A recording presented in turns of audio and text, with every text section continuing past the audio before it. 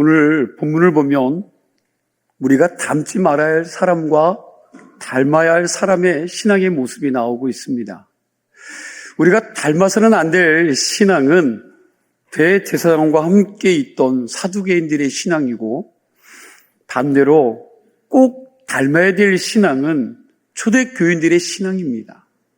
복음서를 보면 예수님 당시 지도자 부류에 속하는 세 종류의 사람이 등장하고 있음을 봅니다. 사두개인들과 바리새인, 그리고 예수님의 제자들입니다. 그런데 이들이 가진 영성의 특징이 있습니다.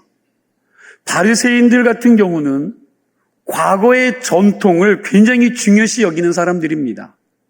바리새인들은 율법주의자들로 과거에 매여서 과거 지향적으로 산 사람들입니다. 반면에 예수님의 제자들은 약속의 말씀을 부여잡고 비전을 가지고 미래 지향적인 삶을 산 사람들입니다. 거기에 비해 사두개인들은 철저한 현실주의자들이에요. 사두개인들은 과거와 미래보다 오늘 현재가 가장 중요하다는 생각을 가진 자들입니다. 오늘 본문을 보면 이런 철저한 현실주의자이면서 핵심 종교 지도자 측근에서 이권을 누리며 살아가던 사두개인들의 모습이 나오고 있습니다. 오늘 본문 17절과 18절 말씀 뜻을 생각하면서 함께 읽습니다. 대제사장과 그와 함께 있는 사람, 즉 사두개인들의 당파가 다 마음의 시기가 가득하여 일어나서 사도들을 잡아다가 옥에 가두었더니, 아멘. 여기 보니까 사두개인들의 마음속에 뭐가 가득했어요? 그렇죠. 시기가 가득하여 사도들을 잡아다가 어디다 넣어? 옥에 가두었다라고 말씀하고 있습니다. 사복음서를 보면 마태, 마가, 누가, 요한복음을 보면 예수님을 괴롭히고 힘들게 한 주도적인 세력으로 자주 언급된 사람이 누굽니까? 바리새인이죠. 바리새인. 그런데 사도행전을 보니까 초대교회 교인들을 힘들게 한 대표적인 사람들은 또 누구라고 언급하냐 하면 누구예요? 사두개인들입니다. 사두개파 사람들은요, 바리새인들보다 더 엘리트급에 속하는 사람들입니다. 이 사람들의 숫자가 바리새인들 사람들보다 적었지만 권력의 실세 자리는 바리새인들보다 더 많이 차지하고 있었습니다. 사도행전을 보면 사두개인들, 이 사람들이 초대교회 교인들을 핍박하고 힘들게 하는 모습이 나옵니다. 우리 사도행전 4장 1절에서 3절 말씀을 함께 읽겠습니다. 함께 읽습니다. 사도들이 백성에게 말할 때에 제사장들과 성전 맡은 자와 사두개인들이 이르러 예수 안에 죽은 자와 부활이 있다고 백성을 가르치고 전함을 싫어하여 그들을 잡음에 날이 이미 저물었으므로 이튿날까지 가두었으나. 아멘. 여러분, 사두개인들이 왜 초대교인들을 힘들게 했습니까? 왜요? 지금 함께 읽은 말씀을 보니까 사두개인들을 아까도 말씀드렸듯이 현실주의자들이에요. 그래서 내세도 없고 천사도 없고 부활도 없다라고 주장하는 사람들입니다. 사람들이 죽으면 그것으로 끝나는 것이지 어떻게 죽은 사람이 다시 살아날 수 있느냐고 하는 자들입니다. 그런데 사도들이 뭘 전해요? 예수님의 부활을 전하니까, 예수 안에 죽은 자의 부활이 있다고 백성들을 가르치니까 그게 너무도 싫은 겁니다. 그래서 사도들을 잡아서 감옥에 가둔 것입니다. 사두개인들은 성경도 다 믿지 않습니다. 오늘날도 사두개인의 영성을 가지고 신앙생활하는 사람들이 교회 안에 참 많은 것 같습니다. 성경보다 첨단 지식, 과학 지식을 더 신뢰하는 사람들이죠. 사두개인들의 영성을 가진 사람은 예배당에 와서 예배를 드리기는 하지만 성경을 하나님의 말씀으로 다 믿지 않습니다. 그저 자기가 믿고 싶은 말씀, 자기가 듣고 싶은 말씀만 골라서 믿고 골라서 듣는다는 겁니다. 수고하고 무거운 짐진 자들아 다 내게로 오라. 내가 너희를 쉬게 하리라. 내가 너희에게 하늘의 평화를 주겠다. 여러분, 이렇게 세상 살기가 힘든데 교회에 와서 이런 위로와 이러한 평안에 대한 말씀을 들으니까 좋은 겁니다. 그리고 목사가 가끔 자기 상황에 딱 맞는 설교를 하는데 그게 너무 위로가 되는 거죠. 그저 자기 마음의 위로가 되고 은혜가 되는 것만 듣는다는 겁니다. 거기다가 이 사두개인들은 기사와 이적 그리고 초자연적인 역사가 나타나는 것조차 받아들이지 않습니다. 합리적인 생각을 하나님의 섭리보다 위에 두고 결혼하지 않은 처녀가 어떻게 아기를 낳느냐 하면서 예수님의 동정녀 탄생을 믿지도 않는 거지요. 자기 이성의 판단으로 하나님의 말씀을 다 재단해서 잘라내는 겁니다. 사두개인들은 자기가 믿고 싶은 것만 믿고 보고 싶은 것만 보는 신앙이었습니다. 자기 생각의 한계에서 벗어나지 못하는 자들입니다. 이런 영성을 가진 사두개인들이 초대교회를 대적하면서 가장 잔혹하게 핍박하는 거죠. 우리가 이런 신앙은 절대로 닮아서는 안 되는 줄로 믿습니다. 이렇게 합리적인 이성을 가진 현실론자들이 사도들이 예수님의 부활을 얘기하고 영원한 하나님의 나라를 전하니까 견딜 수가 없는 것입니다. 그래서 시기심을 가지고 사도들을 잡아다가 옥에 가둔 거죠. 그런데 어떤 일이 벌어졌습니까? 사두개인들이 사도들을 잡아다가 옥에 가두었는데 옥에 갇힌 지 몇 시간이 안 돼서 밤중에 하나님의 사자가 보란듯이 그 옥문을 열고 그들을 풀어주었습니다. 하나님이 천사를 보내셔서 옥문을 연 것입니다. 그리고 난 다음에 이들에게 도망가라고 하는 것이 아니라 다시 어떻게 하라고요? 성전에 가서 생명의 말씀을 전하라고 하는 거예요. 우리 오늘 본문 19절과 20절 말씀을 함께 읽도록 하겠습니다. 19절, 20절 함께 읽습니다. 주의 사자가 밤에 옥문을 열고 끌어내어 이르되 가서 성전에 서서 이 생명의 말씀을 다 백성에게 말하라 하매. 자, 옥에서 풀어줬는데 무슨 말이에요? 가서 쉬어라. 가서 좀 피곤함을 달래라가 아니라 가서 성전에 서서 이 생명의 말씀을 백성에게 말하라고 명령하셨습니다. 여러분, 이 말씀 한번 좀 잘 생각해 보세요. 이 장면을 좀 상상해 보세요. 만약에 여러분들이 이런 일이 벌어진다면 여러분들은 어떻게 하시겠습니까? 복음 전하다가 감옥에 잡혀가서 옥살이하고 있는데 갑자기 하나님의 사자가 감옥문을 열어서 풀어주었습니다. 그런데 도망가라고 하는 것이 아니라 다시 뭐라고요? 영적 싸움의 현장으로 돌격해 들어가서 하나님의 말씀을 전하라고 합니다. 저 이 말씀을 묵상하다가 나한테 이렇게 명령하셨다면 저는 좀 한마디 했을 것 같아요. 주님, 잠깐요. 좀 기다리세요. 한번 좀 제가 생각해 보겠습니다. 저는 지금도 너무 힘든데 좀 제가 쉬었다가 가면 안 되겠습니까? 이 좀 피곤한 몸 좀 다시 안식을 누리고 가면 안 되겠습니까? 라고 했을 것 같아요. 그러나 초대교회 성도들은 그 명령에 의해서 성전에 가서 다시 복음을 전한다는 거예요. 얼마나 용기 있는지 모릅니다. 이 사람들은요, 다시 성전에 가서 복음을 전하면 또 붙잡혀서 핍박당하고 감옥 갈 것을 알고도 그냥 간 거예요. 도망가지 않고 명령대로 그냥 성전으로 간 겁니다. 초대교회 교인들은 정말 용기 있는 사람들이에요. 정말 우리가 닮아야 될 사람들입니다. 이런 초대교인들의 모습을 보면서 히브리서 11장 38절 말씀이 오버랩이 됩니다. 이런 사람은 세상에 감당하지 못하느니라. 한번 이 부분만 같이 읽어볼까요? 함께 읽습니다. 이런 사람은 세상이 감당하지 못하느니라. 아멘. 여러분, 이 사람들은 정말 세상이 감당할 수가 없습니다.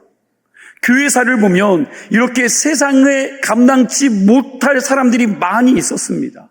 여러분들도 잘 알고 있는 서머나 교회의 초대 감독, 사도 요한의 제자였던 폴리캅이 잡혀갔을 때 로마 총독이었던 필립이 고령의 나이로 많은 사람들에게 존경을 받았던 폴리캅을 살리기 위해서 그에게 이렇게 말합니다.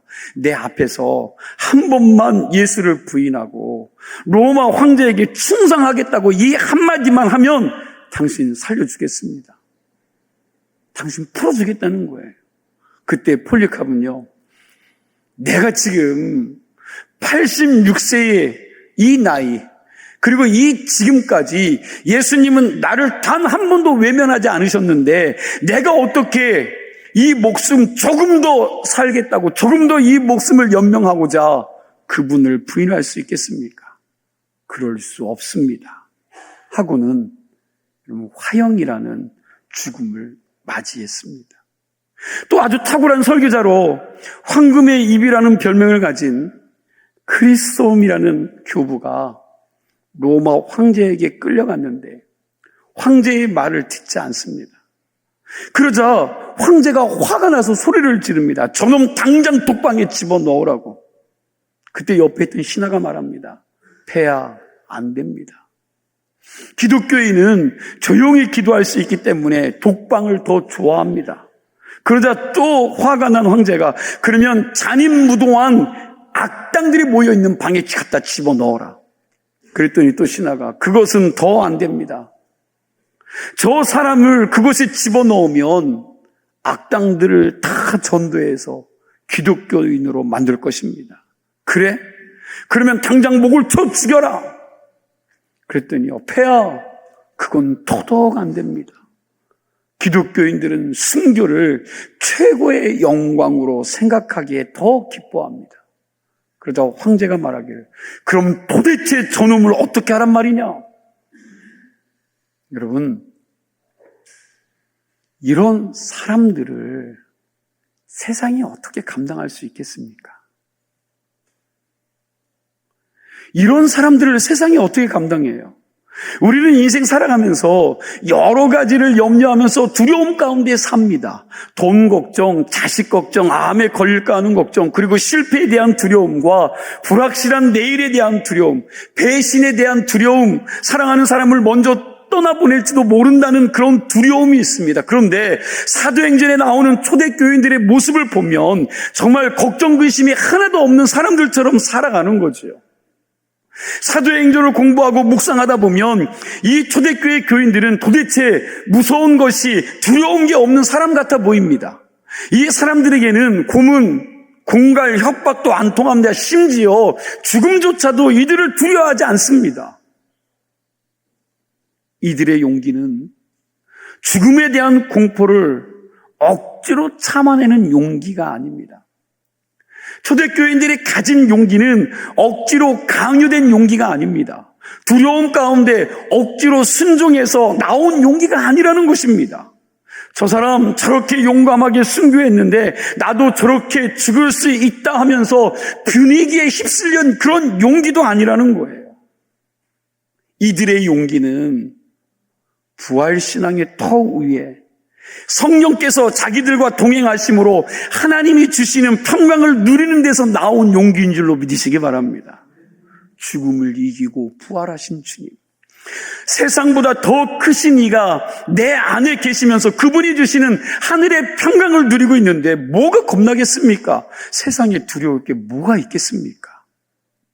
그런 용기가 있으니까 복음을 전하면서 감옥에 잡혀 들어간다는 사실을 알면서도 전한 겁니다. 그리고 붙잡혀서 감옥에 들어가면 거기서도 또 복음을 전했습니다. 그리고 감옥에서 풀려나면 나가자마자 즉시 복음을 전했습니다. 그러다가 또 잡혀서 고문을 받고 핍박을 받아도 예수님 때문에 고문받는 것을 기뻐했습니다. 자기들을 죽이는 자리에서도 예수 그리스도의 이름을 증거하며 승부했습니다. 이처럼 죽음도 두려워하지 않는 신앙을 가진 이 사람들은 핍박하는 자들 입장에서는 정말 죽일 수도 살릴 수도 없었던 골칫거리였습니다. 죽음조차도 이들의 용기를 꺾을 수가 없었습니다. 여러분, 2000년 전 유대 땅의 상황은 정말 혼란스러웠습니다. 로마 제국의 통치 아래서 내일을 예측할 수 없는 아주 격변의 시대였습니다. 그런 혼란한 시대 가운데에서 초대교인들은 하나님의 평강을 누리면서 죽음조차도 두려워하지 않으며 복음을 전하며 살았습니다. 이런 시대를 같이 사는 불신자들이 예수 믿는 사람들의 모습을 보니까 너무 이상한 겁니다. 이상할 수밖에 없지요. 자기들과 사는 모습이 너무 다르니까 이상한 거지요. 자기들은 그렇게 격변하는 시대 속에서 늘 불안해하면서 여러 가지를 염려하며 살고 있는데 이 크리스찬들의 모습을 보니까 자기들과는 너무나도 다른 겁니다. 아무것도 없는데, 그리고 지금 시국이나 상황이 너무나도 안 좋은데 크리스찬들의 삶의 모습을 보니까 너무나도 평안하고 굳굳하게 살아가는 겁니다. 자기들이 보기에는 저 사람들 아무런 대책도 없고 대안도 없는데 근심 걱정이 없습니다. 내일에 대한 염려도 그들에게는 없었습니다. 자기들은 저들보다 가진 것도 많고 지위나 신분이 더 보장되어 있음에도 불구하고 아무것도 믿을 수 없어서 항상 불안한 삶을 살고 있는데, 그러나 크리스찬들은 그런 상황 속에서도 하나님의 평강을 소유하고 살고 있으니 믿지 않는 사람들이 이 크리스천들을 볼 때 너무나도 이상하고 또 부럽기까지 한 것입니다. 도대체 저들의 근자감은 어디서부터 온 것인가 하고 궁금해한 겁니다. 사실 그 당시에 세상 사람들만 초대교인들을 부러워한 것이 아니라 제사장들 가운데에서도 초대교인들의 신앙을 부러워하는 사람들이 있었습니다. 사도행전 후반부를 읽어가다 보면 제사장 중에 많은 사람들이 초대교인들의 모습을 보고 예수 믿게 되는 것을 우리가 말씀을 통해 깨닫게 됩니다. 우리는 지금 경기가 안 좋고 다시 코로나19가 유행하고 여러 가지 어려움이 있다고 말하지만 2000년 전에 초대교회 교인들이 살았던 시대와는 비교할 수 없을 만큼 좋은 세상을 살아가고 있습니다. 그런데 왜 우리는 이 좋은 시대를 살아가면서 더 많은 염려와 근심과 걱정 가운데 살고 있습니까? 저는 그 차이가 진품과 짝퉁 차이라는 생각이 들었습니다. 문제는 우리가 2000년 전의 초대교인들처럼 100% 진품이 아니라 여러분 그럴듯한 무늬만 간직인 크리스천들이라는 거예요. 우리가 정말 순수하게 100% 크리스찬으로 살아간다면 염려하고 근심할 것이 하나도 없으리라 믿습니다. 바라기는 이 시간 예배에 참석해서 말씀 듣는 모든 믿음의 성도님들이 하나님이 부어주시는 여러분 하늘의 평강과 부활의 능력이 여러분 안에 들어와 역사하심으로 돈이, 세상 지식이, 세상 명예가, 세상 권력이 주는 용기가 아니라 하나님이 주시는 신앙의 용기를 회복할 수 있기를 소망합니다. 그 용기가 우리 속에서 회복됨으로 당당하게 세상을 살아가는 하나님의 사람들이 다 되실 수 있기를 축원합니다. 우리가 그렇게 되고 그렇게만 살 수 있다면 오늘날도 믿지 않는 사람들이 우리를 부러워하는 삶을 살게 되리라 믿습니다. 우리가 닮아야 할 초대교인들이 가지고 있었던 첫 번째 힘은 용기요, 용기. 그리고 두 번째 닮아야 할 것은 순종입니다. 초대교인들은 하나님의 사자가 성전으로 가라 하니까 여러분 군소리 하나 없이 갔습니다. 성전에 가서 백성들에게 하나님의 말씀을 전하라고 명령했더니 거기 가면 잡힐 줄 뻔히 알면서도 그리로 간 겁니다. 초대교회는 하나님이 가라 하면 갔습니다. 그리고 오라 하면 토달지 않고 오는 교회였습니다. 기도하라 그러면 성도들이 모여서 기도했습니다. 복음 전하라 하면 토달지 않고 전도했습니다. 그리고 모든 결과를 다 하나님께 맡긴 신앙인이었음을 믿으시기 바랍니다. 오늘날 여러분과 저에게 이런 걸 하라고 그러면 여러분과 저는 이득을 따지고 여러분 권세를 누리려고 하고 권위를 따지지만 여러분 이 당시에 이 사람들은 군소리 없이 그 말씀에 순종하면서 내 뜻과 내 생각을 다 내려놓고 하나님 앞에 모든 것들을 맡기고 그 결과는 하나님께서 하실 거라는 믿음을 가지고 그 일들을 진행했습니다. 그러니 여러분 신앙이 얼마나 다릅니까? 빌립 집사에게도 여러분 빌립 집사에게 사람도 없는 광야에 나가서 복음을 전하라고 성령께서 명령하셨습니다. 여러분 생각해 보세요. 전도하려면 어디로 가야 돼요? 사람들이 많은 마을로 가야겠죠. 사람들이 밀집해 있는 시장으로 가던가 사람들이 많이 오고 가는 곳으로 가는 게 마땅합니다. 이건 상식이에요. 그런데 사람들이 살지 않는 광야로 나가라고 하시니 여러분 이게 빌립 집사의 입장에서는 이해가 되지 않는 명령인 겁니다. 아니 많은 곳에 가서 전도해도 그 사람들이 믿을까 말까인데 사람 하나 없는 광야로 가라고 하니 여러분 이게 말이 되느냐는 거예요. 이거에 순종할 자들이 몇 명이 되겠습니까?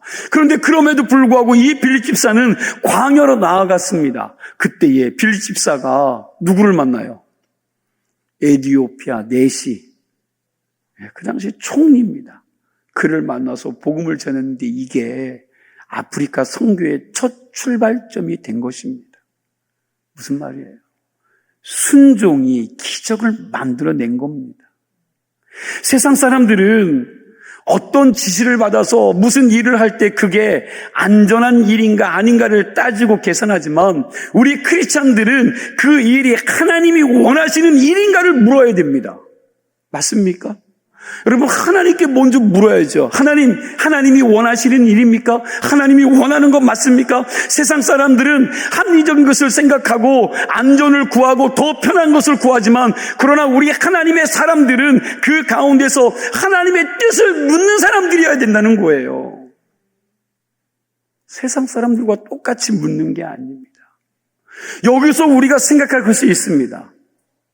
사람들이 어떤 오더를 받았을 때 이것저것 따지고 계산하는데 여러분 세상에 안전한 일이 있습니까? 세상에 확실한 일이 있습니까? 이 불안전한 세상 속에 우리가 100% 믿을 만한 일이 있습니까? 없습니다. 세상 어디를 가서 무엇을 하나 다 불안전합니다. 100% 믿을 것도 없고 믿을 사람도 없습니다. 그럼 이 불완전한 세상에서 가장 완벽한 것이 무엇입니까? 그것은 가장 완벽하신 하나님을 믿는 것이고 그리고 가장 완벽한 하나님의 약속의 말씀을 붙잡고 순종하면서 사는 삶인 줄로 믿습니다. 그게 가장 완전하게 사는 길이요. 여러분 세상 사람들이 왜 그렇게 불안해합니까? 사람들이 왜 그렇게 방황하면서 인생을 살아갑니까? 이유는 간단해요. 세상에 믿을 게 하나도 없기 때문입니다. 그리고 믿을 만한 사람 하나 없기 때문입니다. 심지어 나 자신도 믿을 수 없기 때문에 불안한 겁니다. 나 자신도 못 믿는 거죠. 그러다 보니 사람들의 마음이 아침 저녁으로 변하는 겁니다. 매일 흔들리는 삶을 사는 겁니다. 그런데 놀라운 게 있습니다. 이렇게 믿을 게 하나도 없는 세상 속에서 내가 믿는 하나님이 가장 안전하고 완벽한 분이라는 사실을 믿고 믿음으로 살아가는 크리스천들이 있다는 거예요. 여러분 오늘날도 그 완벽하신 하나님을 믿고 그 하나님 바라보고 그 하나님과 동행하는 크리스찬이 있다는 겁니다. 이런 믿음을 가지고 하나님의 약속의 말씀을 붙잡고 불완전한 세상에서 방황하지 않고 흔들리지 않고 사는 사람들의 모습을 예수 믿지 않는 사람들이 본다면 어떻게 생각하겠습니까? 어떤 일들이 보기에는 참 어리석게 보일지도 모릅니다. 그러나 믿음으로 하나님의 약속을 붙잡고 이 흔들리는 시대 속에서 확신을 가지고 평안을 누리며 사는 크리스찬들의 모습을 보고 믿지 않는 사람들 가운데 때로는 나도 저 사람처럼 내일에 염려하지 않고 확신에 차서 방황하지 않는 인생을 살았으면 좋겠다고 생각을 가진 사람들이 있다는 거예요. 사실 믿을 게 없고 자기 자신도 믿을 수 없는 그런 불안하고 불완전한 인생을 한평생 살아간다는 게 얼마나 불행한 일입니까? 반면에 완전한 하나님을 만나서 믿고 사는 사람, 그 말씀에 붙잡혀서 순종하며 사는 이 크리스찬들은 정말로 행복한 사람들입니다. 큰 능력을 가지고 사는 사람인 줄로 믿습니다. 그러니까 믿을 수 없어서 문제이고 제대로 된 믿음의 순종이 없어서 문제이지, 하나님의 말씀을 조금 더 의심하지 않고 그 약속의 말씀을 100% 믿고 순종하면서 확실한 삶의 목표를 가지고 흔들리지 않는 인생을 사는 크리스천들을 보면 세상 사람들도 그 사람을 부러워할 수밖에 없는 거지요. 그런데 이 시대를 살고 있는 우리들의 모습을 보니까 좀 서글픈 생각이 들어요. 오늘 교회들을 보면 참 서글픈 생각이 듭니다. 믿음의 성도들을 보면서 서글픈 생각이 들어요. 우리는 그동안 하나님을 온전히 믿지 않았을 뿐만 아니라 하나님의 약속의 말씀도 믿지 않았습니다. 믿지 않으니까 그 약속의 말씀을 붙잡고 순종하며 살지 못하는 거지요. 그러다 보니 나도 모르게 짝퉁 신앙이 된 것입니다. 그러니 예수 믿지 않는 사람들이 우리의 모습을 보고 뭘 부러워하겠습니까? 무슨 매력을 느끼겠습니까? 그 사람들이 뭐 하겠다고 우리가 믿는 하나님을 믿겠다고 하겠습니까? 그러나 만일 우리가 이 순간부터 정말 내가 만난 하나님을 완전한 하나님으로 믿고 내 목숨과 내 삶 전체를 맡겨놓아도 전지전능하신 하나님이 나를 당신의 선한 길로 인도하실 분이라는 확신을 가지고, 그리고 하나님이 우리에게 주신 이 약속의 말씀을 100% 그대로 믿고 그 말씀에 순종하며 살아간다면 세상 사람들도 우리의 삶 속에서 하나님의 모습을 보게 되리라 믿습니다. 그동안 우리가 우리의 삶으로 하나님의 영광을 많이 가렸는데 이제는 여러분과 제가 정말 하나님의 자녀답게 살아가야 할 때가 아닌가 하는 생각이 듭니다. 우리가 그렇게 순수하게 하나님을 믿고 하나님의 약속의 말씀을 붙잡고 말씀대로 살아야지 이 시대가 회복되지 않겠습니까? 이 사회가 여러분들이 그렇게 살아갈 때 회복되지 않을까요? 우리가 그렇게 믿고 그렇게 산다면 우리의 믿음과 우리의 삶을 통하여 불안과 두려움 속에 방향 없이 살아가던 사람들이, 많은 그 사람들이 하나님께 돌아오는 일들이 나타나지 않겠습니까? 이제 말씀을 정리합니다. 오늘 우리는 우리가 닮아야 할 초대교인들의 모습을 나누었습니다. 초대교인들이 어떻게 그런 용기와 그런 순종하는 삶을 살 수 있었습니까? 앞에서도 이야기했지만 이들이 이렇게 살 수 있었던 건 그들 속에 사망 권세를 이기신 부활하신 예수 그리스도께서 함께 하셨기 때문인 줄로 믿습니다. 물론 그들이 처한 환경과 겉모습은 여전히 힘이 들어요. 오늘날 여러분과 저도 힘이 들어온 것처럼 여러분 그들의 겉모습과 그들의 삶의 모습은 너무나도 힘이 들었습니다. 하지만 그 속에 살아계신 예수 그리스도의 영이 그들과 함께 하셨기에 초대교회를 들어 쓰시고 그들을 통해서 세상은 변화되기 시작한 것입니다. 이런 사람들의 모습을 사도 바울은 고린도 후서 4장 7절에서 10절에 이렇게 말씀하고 있습니다. 우리 뜻을 생각하시면서 함께 있습니다. 우리가 이 보배를 질그릇에 가졌으니 이는 심히 큰 능력은 하나님께 있고 우리에게 있지 아니함을 알게 하려 함이라. 우리가 사방으로 우겨쌈을 당하여도 쌓이지 아니하며 답답한 일을 당하여도 낙심하지 아니하며 박해를 받아도 버림받지 아니하며 거꾸름을 당하여도 망하지 아니하고 우리가 항상 예수의 죽음을 몸에 짊어짐은 예수의 생명이 또한 우리 몸에 나타나게 하려 함이라. 아멘. 오늘날 예수 믿는 사람들이 세상 조롱거리가 되었어요. 어떤 가게에서는 예수 믿는 사람이 그 가게에서 무슨 진상을 했는지 그 가게 문 앞에 이렇게 써 있습니다. 예수 믿는 사람은 우리 가게에 들어오지 마세요. 손님으로 안 받습니다라는 문구가 여러분 달려있는 집이 있습니다. 참 기가 찰 노릇 아닙니까? 기가 막힌 일이 아니에요.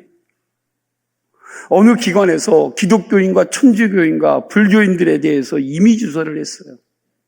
그 이미주사를 했는데 기독교의 이미지가요 제일 밑바닥이라는 거예요. 가까이 하고 싶지 않은 사람들 1호가 예수쟁이라고 합니다. 세상 사람들이 이 시대의 크리스찬들에게 가지고 있는 이미지는 깍쟁이, 입만 살아있는 사람. 제발 너나 잘하세요. 여러분, 이런 이미지를 세상 사람들이 가지고 있다는 거예요. 교회 안에서조차 세상에서나 일어날 법한 각종 죄들이 버젓이 일어나고 있어요. 그럼 교회 안에서 일어나고 있지 않습니까?